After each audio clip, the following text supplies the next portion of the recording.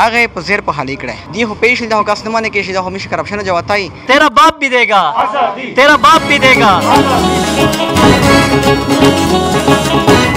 ناانصافی بونده و په غلطه طریقه بونده ټریننګ ورته ټرمینیټ ک هاستل نه وبوس چې کوم مستقبل هغه په خطر شو وچو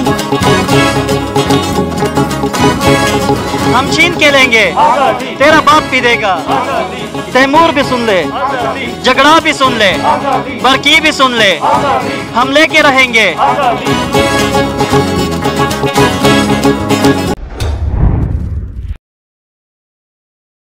بسم الله الرحمن الرحیم ز وایډیه د مشر په تور باندې تاسو سره مخاطب یم اول خو د خپل ټوله ملګری ډیره شکریا ادا کوم چې مش سره ملتاړو کو مش سره ودرېدل دا یو داسې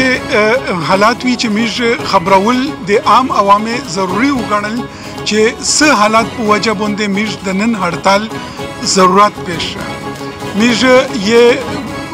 बॉडी का मिश्रा जूनियर दा डॉक्टर किरामत चे इस ट्रेनिंग का ही स्पेशलाइजेशन आगा प नाइंसाफी बोंदे वो प गलत तरीका बोंदे ट्रेनिंग और टर्मिनेट के हॉस्टल ने उबोस उसरा नेरा मलगरी थी एक सरा तदीबी कार्रवाई उकड़ला इंतकामी कार्रवाई और सरा उकड़ला दे एलआरएच इंतजामिया एक पोजे बोंदे दिए चिकिम मुस्तकबिलु आगे प خطر شو وچو ودیه ته ټریننګ کینسل کو ودیه د هاستل نه بے دخله کړل په ډاکټر کمیونټي سره د ډاکټرونو سره چې په کیم ځای شي او په کیم حالات شي زیاتای کېږي د وایډیه د غدا چې او اقتدار شي وو د ډاکټر سره د مریض چې کیم حق ته اچ حق نور ته ملاوي شي هغه خلاف وادار شي ډاکټر کرامت نه راتشانه وکړي خالي د ډاکټر و د مریض حقوق ته پر درېدلو س داسې بے ضبط کیا وې س داسې کرپشن نشاندهي کړي و په LRH په بجټ چې هغه خلک ته قبيله نه و او هغه ویل چې دا سړایونه درې کیه چې دا خبره د غازی پټه شي او ختم شي دا دی غلط فهمي و چې دی وې داسې کرامت دباو کو دا کرامت نن اس په بانی شاعر او غیر چیکشه په سواد شاده په ارزوي شه اس دای کرامت جوړ شه او ارزي ته دی استکړه شي دی د دباوکای ان شاء الله دباوکوي نشي وایډیه د ډاکټرونو د حقوق ته پوره او مریضونو د حقوق ته پوره هر میدان باندې هر لیول باندې اواز وچیږي وو خبره وکړي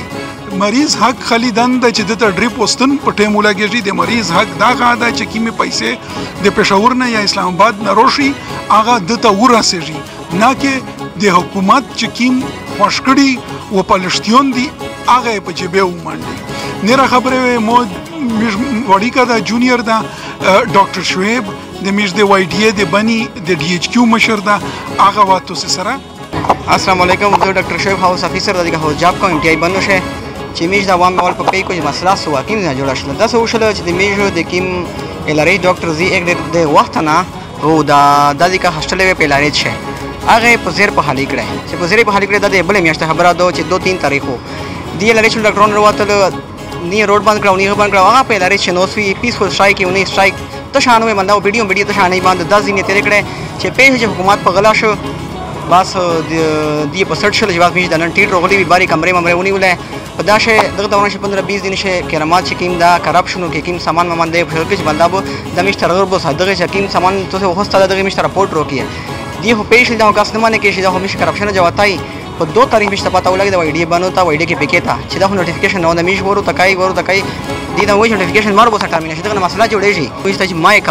مې کا پارین یو کو دینه میش نن دا غدو چې نه هسپتال باندې کړی نو میشته نه ته لګي نه غته لګي میشته ډاکټر کرامت بحال کو او چې کیم مجرمون دي کیم کا سوند کړه دا ډاکټر انوال دی اته دغه ملاوي بس امیش دغه ډیماند ده